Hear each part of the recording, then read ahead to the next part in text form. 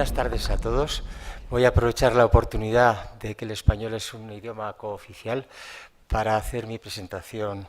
en español, de tal modo que así podrán descansar algunos las orejas con los auriculares. Bueno, antes de empezar, la verdad es que para mí esto es un gran desafío. Primero quería dar las gracias a los organizadores por haberme invitado, en especial y directamente al doctor Manuel Ruiz de Chávez, con el que comparto la oportunidad, ¿verdad?, de ser miembros del Comité de Bioética del Consejo de Europa, allá en Estrasburgo, desde aquí tan lejos, y donde también pues, podemos discutir estos temas de bioética con expertos de toda Europa. Pero yo lo que les quería decir es que me encuentro con un dilema de cómo combino la perspectiva científica con la jurídica y de la propia organización del Congreso. Y ustedes estarán preguntando, ¿verdad?, cómo voy a hacer una síntesis de ciencia, derecho, etcétera. No, la verdad es que el problema es mucho más sencillo, pero al mismo tiempo más complicado. Yo necesitaría 30 minutos para decir algo de lo que quiero decir. Seguro que un investigador de las ciencias empíricas le bastarían 10, pero la organización nos ha dado 20. Voy a ver cómo combino estas tres maneras de medir el tiempo. El tema de mi intervención lleva como tal el título del principio de autonomía en la investigación sobre el genoma humano, centrado sobre todo pues, en los aspectos desde esa autonomía que se derivan hacia el consentimiento.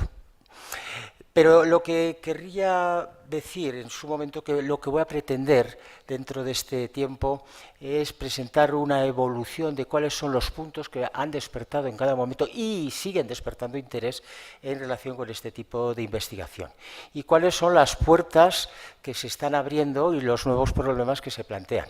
Para muchos de ustedes, todos estos temas que voy a tratar, aunque algunos de ellos no los voy a poder mencionar, son temas absolutamente conocidos, pero de vez en cuando viene bien hacer una especie de repaso, una up-to-date, una puesta al día de cómo está la situación. Pues bien, el interés de la investigación en determinados sectores de la biomedicina se ha debido en gran parte al constante desarrollo, como sabemos muy bien, de la biología molecular, al mejor conocimiento del genoma humano y de otras derivaciones, la genómica, la proteómica, etcétera, y a la utilización de un conjunto de técnicas innovadoras que permiten o permitirán la intervención en la materia viva a nivel molecular. Hoy se están desarrollando diversas formas de concebir y de practicar la medicina clínica, lo que comportará cambios estructurales profundos en la actividad existencial, como en algunos casos ya ocurrió hace años.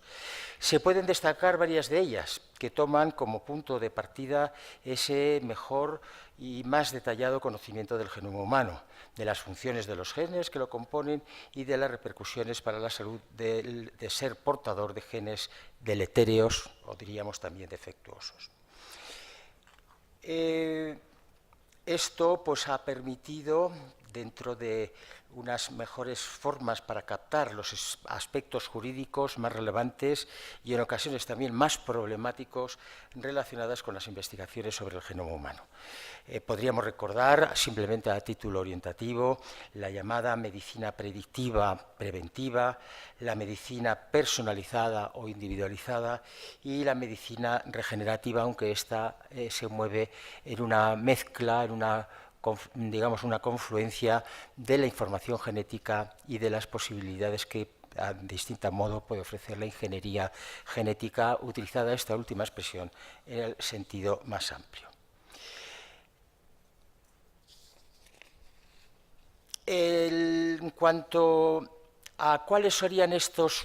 puntos que tienen interés, que han despertado interés, algunos ya están más sedimentados,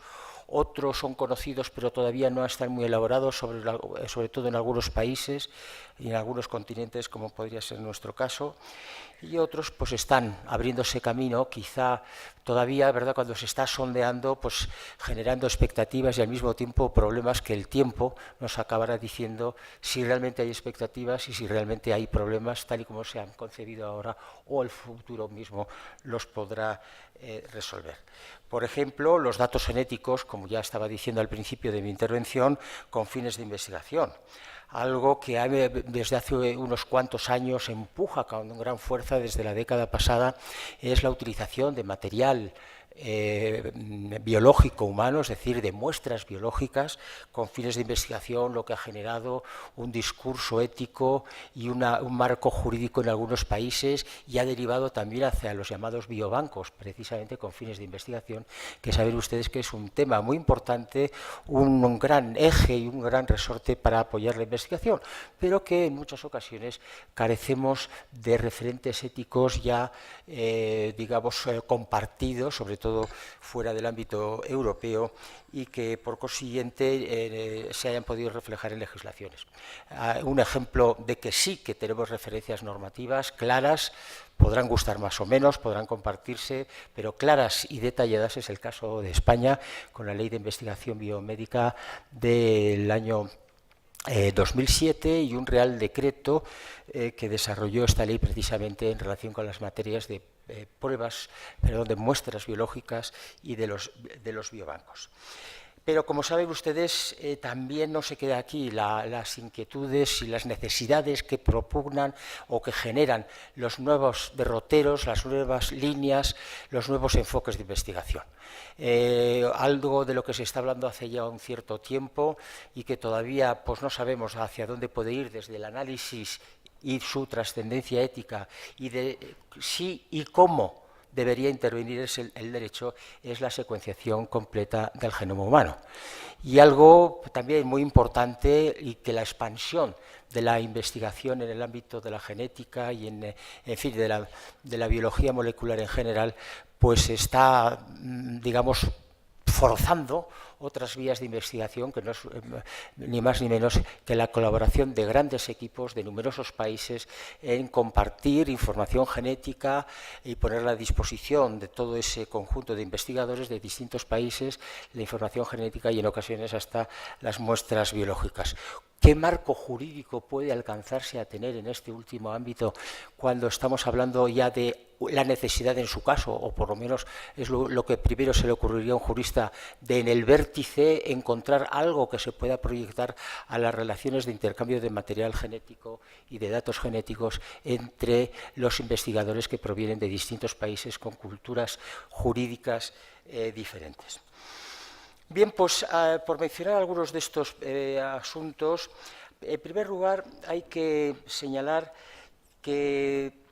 los datos genéticos es algo que ya es conocido, la importancia que tienen y que están adquiriendo y que todavía adquirirán en el futuro para, digamos, utilizarlos con fines asistenciales. Pero también la posibilidad de destinarlos a la investigación. Bien sea que estos materiales biológicos y los análisis correspondientes que dan lugar a información genética hayan sido procesados, obtenidos y procesados directamente con el fin de la investigación, bien sea que se aproveche el haber obtenido este tipo de análisis o incluso muestras que quedan todavía almacenadas y que de ese fin inicial asistencial, de ese fin inicial clínico, se quieran destinar a la investigación. Esto plantea problemas muy interesantes y que, bueno, parece que se van sedimentando.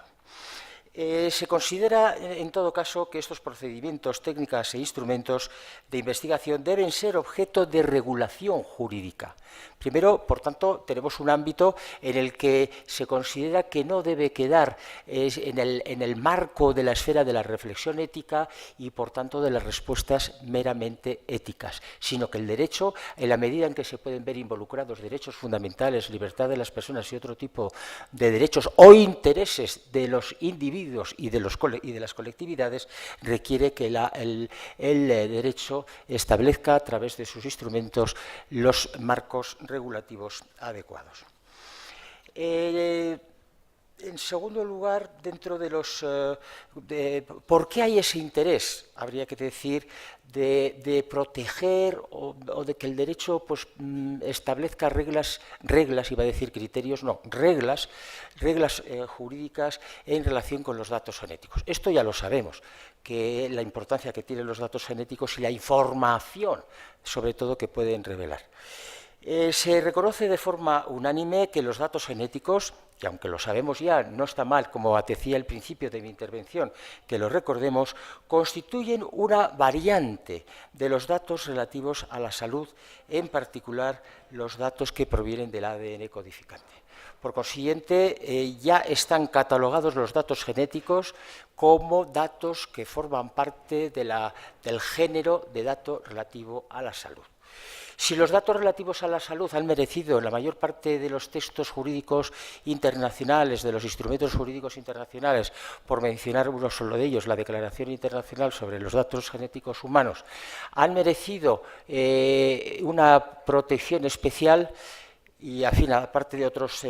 textos jurídicos, es obvio que lo que forma parte de ese concepto general o de ese concepto más amplio deba tener el mismo tratamiento jurídico. Por consiguiente,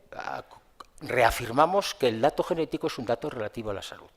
Pero además es un dato relativo a la salud que presenta unas características y por tanto debe tener el mismo marco regulativo y protector, fundamentalmente protector. Y cuando decimos esto,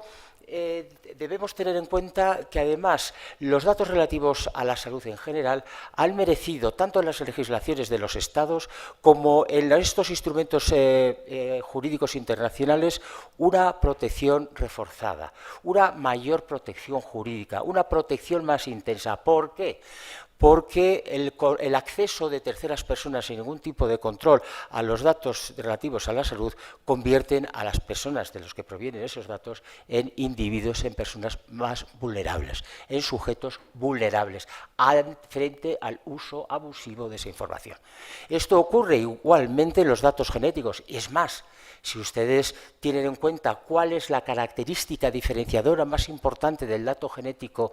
en relación precisamente con su género, el dato relativo a la salud, es que son predictivos. No solo son datos sintomáticos de la salud que nos dicen cómo está nuestra salud y por tanto es un instrumento que se ha incorporado a la medicina clínica de los grandes centros hospitalarios, es que nos predice lo que nos va a ocurrir mientras el estado de la ciencia no evolucione o lo que nos puede ocurrir. Bueno, todos sabemos que podemos hablar dentro de esa predictividad en una propensión, una proclividad de desarrollo de una enfermedad, como es el cáncer, así está establecido, y luego por otro ejemplo, ¿verdad?, de esa especie de determinismo, frase o expresión que no me gusta en absoluto mencionarla, en relación con las enfermedades monogénicas dominantes. Por tanto, claro, si estamos utilizando este tipo de información en la investigación científica, habrá que velar, habrá que también utilizar procedimientos que afortunadamente tenemos ya en algunos textos internacionales y algunas legislaciones nacionales como la española, de que esos datos, esa información se transfiera a otros investigadores, que lo que estábamos diciendo antes, con las garantías suficientes. ¿Con qué garantías? Aquellas que precisamente están encaminadas sobre todo a la protección de la persona de la que provienen esos datos. Como es sabido, la evolución científica y de la práctica de la investigación pues, ha encontrado soluciones dentro del marco general de la legislación sobre protección de datos, y es decir, bueno, pues usted quiere investigar y quiere que se le ceda información, incluso una muestra biológica, lo que habrá que hacer es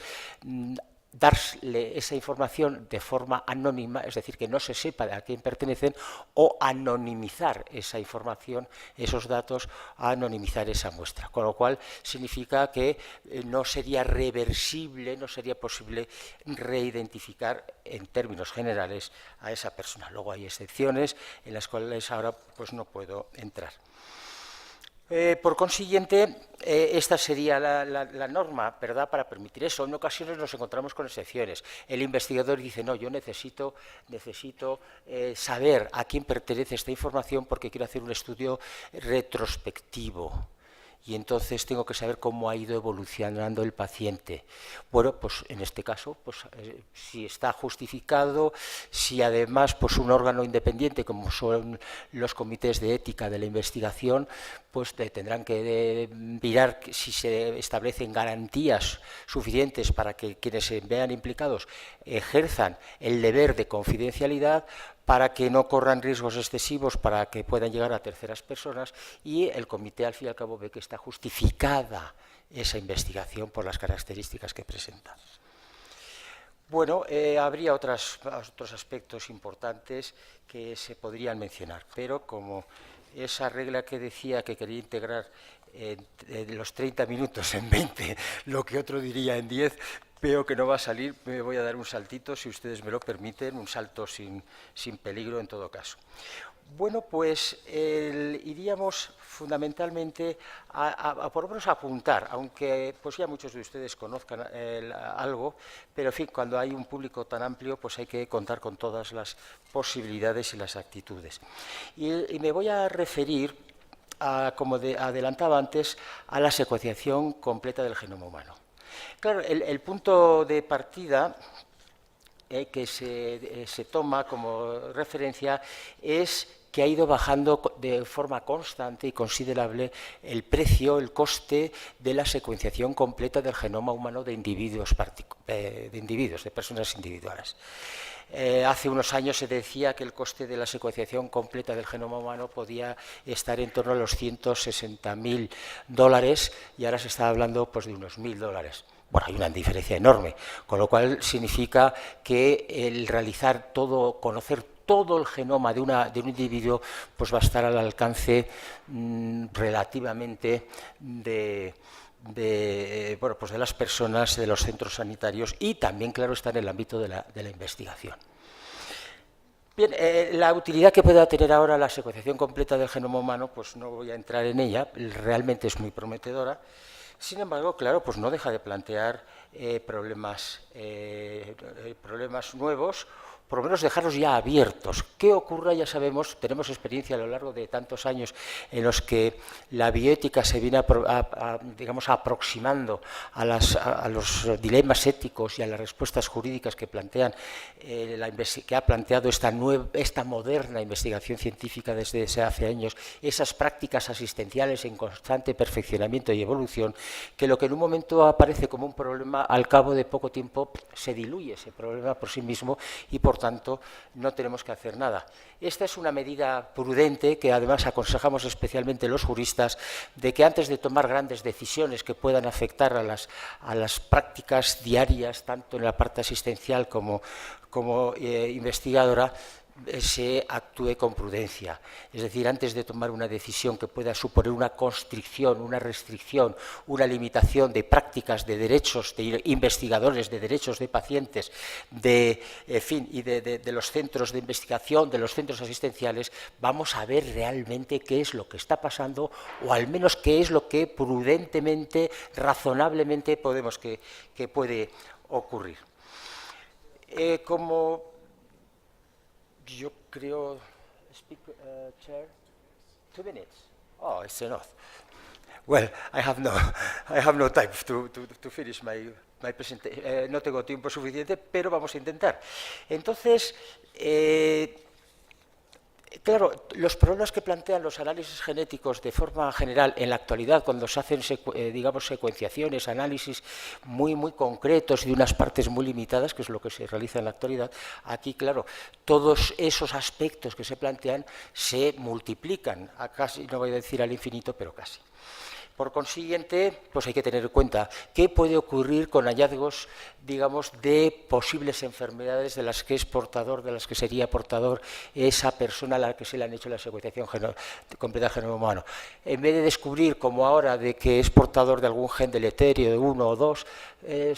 se descubre que es portador de varias secuencias, de hasta cientos de secuencias. ¿Tiene sentido eso, informar a la persona, al paciente? Y si no se puede hacer nada con ello, si no hay tratamiento, es generarle ya una vida constreñida a qué es lo que le puede pasar si no va a ser con este gen, va a ser con la secuenciación del otro. Entonces todo esto hay que racionalizarlo. Y por consiguiente, si se va a manejar además una inmensa cantidad de información, hay que gestionarla con exquisito cuidado y exquisito control, de tal manera que ningún tercero pueda acceder, porque ahí sí que estaremos realmente, desde una perspectiva puramente genética, estaremos desnudos. Seremos los ciudadanos de cristal de lo que se nos viene hablando hace años. Yo lo he dicho antes, no soy determinista, no creo que toda nuestra realidad, ni muchísimo menos, afortunadamente, está en nuestros genes, está en nuestro yo, en nuestra personalidad. Y nuestra personalidad es el fruto, el resultado de muchas interacciones desde que estamos en el vientre materno hasta que vamos creciendo y ya nuestra personalidad se queda un poco a veces atascada, ¿verdad? Podemos decir. Bien, pues creo que eso, bueno, va a requerir de los conceptos que dábamos como pacíficos, de los criterios y principios éticos que dábamos como pacíficos, como aceptados, habrá que reconsiderar, readaptar a si esta técnica, esta posibilidad de la secuenciación completa del genoma humano, que yo no veo que a corto plazo vaya a ser muy importante, tal vez para fines de investigación, pues entonces, no obstante, requerirá todo ese tipo de medidas. Bueno, ya les he dicho que hay otros temas interesantes, la investigación translacional, el intercambio internacional de datos genéticos para grandes equipos, y cuando hablo de grandes equipos, como decía al principio, de grandes grupos y de muchos países, científicos de muchos países implicados, entonces también requiere otro tipo de medidas frente a las cuales la verdad es que aquí el derecho está más desasistido, porque no hay nada regulado de carácter obligatorio a nivel internacional. Parece que sería incluso difícil que los Estados estuvieran en condiciones de tomar interés por esto. Y claro, entonces se trata de ver cómo se armonizan, se coordinan las legislaciones nacionales para que ese intercambio de datos, o en su caso de muestras, sea de forma provechosa para la investigación, pero al mismo tiempo respetando los derechos de las personas implicadas. Muchísimas gracias, Mr. Chair.